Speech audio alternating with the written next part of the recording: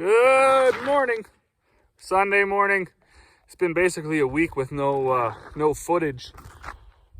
And why has that happened, you may ask? Well, we were busy. We had a lot on the go. Dad dried some grain for the neighbor, only about 5 loads, but he just ran over and picked it up with a single axle instead of setting our whole setup up again. Corey and I have been flat out making bags. Totally crazy. Normally, for the last few years that we've been doing this, we'd get, on a busy day, we'd get maybe 6 bags or 7 bags ordered one day. And then, most we ever were behind was maybe 12 bags. We've been making kind of 20 bags a day on average, and we can't keep up. We had, yesterday she had 45 tickets in the tractor. Each ticket is 1 bag. So, totally crazy. The feed shortage, hay shortage has really hit, and it's really starting to show up now as this weather starts to turn colder and we get more and more snow and rain and ice. Unfortunately, livestock guys are looking out and seeing that they're short, and they got to find something to do. And yields really around Alberta, Saskatchewan, southern Manitoba, even into the southern states, we're not very good. There were pockets that were good. Fortunately, our area was pretty good. We got good canola yields. We got decent barley yields. We got pretty good oat yields and pretty good wheat yields. Our pea yields were down, so there won't be peas to put in the feed this year, because we're planning on keeping all our peas as long as they grow and make seed, because there's already been threats for next year about fertilizer prices being really high and even scarce and hard to get. So we're just going to keep our peas because we don't need to fertilize our peas. So if that's the case next year, we'll just cedar all the peas. I'm waiting around here. There's some people coming for their feed, and while I'm waiting for them to show up, check out the shed. They're done the shed, 54 by 100 by 20 feet high. Unbelievable how much bigger this is than a 40 by 60. We went with the clear ridge cap. I'm glad we did that because it is super bright. All the way to the back, it's bright. In our 40 by 60, we could only fit basically our 2 combines and our 1 swather in it. And I'm walking back here now. Combine 1, combine 2, and the swather's tucked back in behind my mom's motorhome. So that's 2 combines, a swather, the motorhome. I just winterized Marvin and washed him up yesterday. He's also in here, the sprayer. Our seed drill, 50-foot Seedmaster drill is inside. Something you want to keep inside because of all the electronics on it. And our 2 4-wheel drives are in here. And you know what? If we started to stack stuff around, we could fit some more stuff in here. So, crazy. All right, so I got people coming in and out all day to pick up their bags, and it is Sunday. We got a bit of rain there the other day, and it's been below 0 temperatures. So, unfortunately, when it's like that, all the tracks and stuff you make with the tractors and the grain trucks, and when it freezes, it gets really, really rough. Normally, that's not so big of a deal, but with all the bags and stuff that we're making and moving these big, heavy totes around, you don't want the ground to be too uneven because it's just too hard on the loaders. We don't have industrial equipment which can handle that weight a little bit better.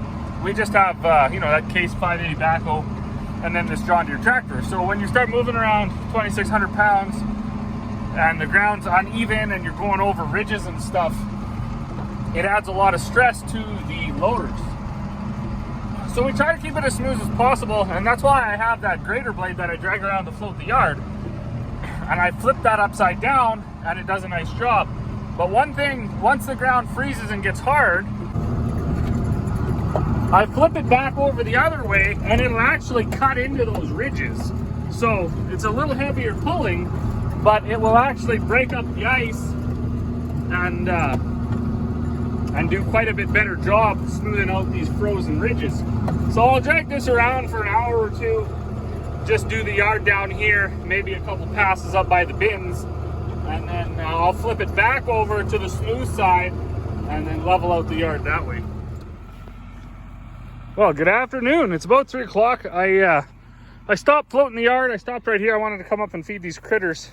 So we don't do anything fancy with the feed. This is a mix of oats and barley and wheat. I put some molasses in there. Some of the grain is chopped to the hammer mill. Some of it's rolled. Gives these guys a good variety. They all really like it. And for anybody that pays attention, if you're counting, we are sitting at 5 steers. We used to have 9. So coming into the fall here, it is time to get the freezer full. So Corey and I, we set this up here. We don't have nothing fancy for a handling system because we don't have any cows. We only buy these 9 steers in the summer and feed them. We'll buy them in the spring, feed them through the summer, and then keep them as long into the winter as we need. And the butcher, he'll do 1 or 2 every couple weeks until they're gone. So we set this little area up here. This is where, well, unfortunately for them, that's where they go for their last supper. And then the butcher does his thing. So we also Corey moved this feeder into the pig pen. Now we didn't have we didn't really build anything. We were looking at buying some. There's tons of different pig feeders on Kijiji and stuff like that, but this feeder was actually just over in the bush there, and it really didn't take too much. She drug it over here, leveled it a little bit, and then we filled it with hammered barley. There's also molasses in that. We had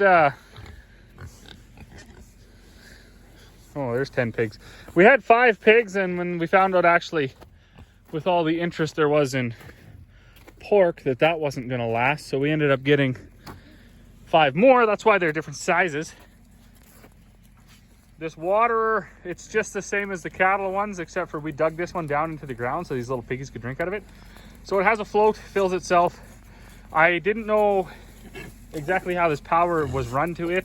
That's back to, if you've been watching these videos, we had a little bit of a time trying to figure this all out this summer. And we ended up getting those waterers down there figured out. But then up to here, see there's another, under this pylon, there's another outlet for water. And there's a power cord.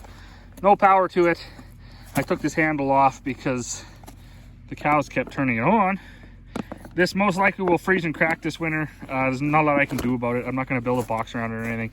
If it does, we will just put a new valve on it in the summer and try to figure out what gets that power. For this water, we just came from the barn with that overhead line. I put up that power pole so there's a light up here, and then I put a light on that other pole for when Corey comes up. And there actually also is another water way up here that has power to it, and we don't know where that comes from. Or sorry, it has power cables to it, but we don't know where it gets power from. So a little bit of a puzzle, I guess, to solve. Lots of this, there was a whole cattle handling system here, a squeeze and everything, and a chute. There was a feed shed here. There was a lot of stuff, and we ripped it all down because it was old. Like it was 40-year-old stuff already, and they had built it all with rough lumber, so there was nothing worth salvaging about it. Also, yeah, everybody was right. They told me this wouldn't work. We put page wire on these panels and stuff like that. Well, they just got out, and even the big ones were getting out. So Corey got these white posts for the electric fence, so you can set the fence at all different heights. And we're just gonna go with that for the winter, this winter. Excuse me, we'll do something different in the summer if we get pigs again, which, who are we kidding? We most likely will. The kids, it's good for the kids to have something to do. But what we gotta do is we gotta keep coming up here and moving the wire up, because where they're rooting, they throw the mud up onto the wire. So we come up and we can move it up as the snow comes and dig the mud away from it as they root around it. So they usually get, if they get out, they don't go too far anyway, so we're really not that worried about that. They got it pretty good here, I guess, as far as pigs go. So, but yeah, that's I haven't been up here in a while. Definitely haven't made the sun's so bright behind me. haven't made any sort of a video up here, but everybody's good. There's four steers have already been sent off to the butcher. 5 more to go.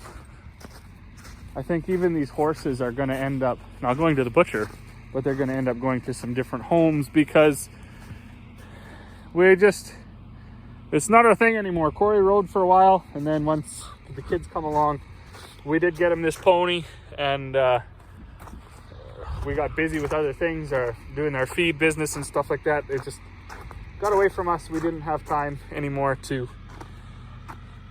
ride. So until the kids are big enough to go ride around with Corey, I think we're going to be out of the horse market for a while. You can't do everything right. You want to own things, but it's not, the other thing that, the reason why we did get them even more than riding was to eat all the grass up here before we had any way to keep these cows in. We didn't have a very good fence, and there was all of this grass up here going to waste. We didn't have any animals. So we had all these waters. We had sort of some infrastructure here. These lean-to buildings were here, and no animals. So we got those horses right away, and that kept the grass down. And then as we evolved, the riding went to a minimum, almost to zero, and we decided we can be more profitable to get some steers and some pigs and some chickens and stuff instead of hay burning horses. So they probably won't be here next year, and we'll probably have maybe 20 or 25 steers kicking around to fatten up for the winter and see how that goes.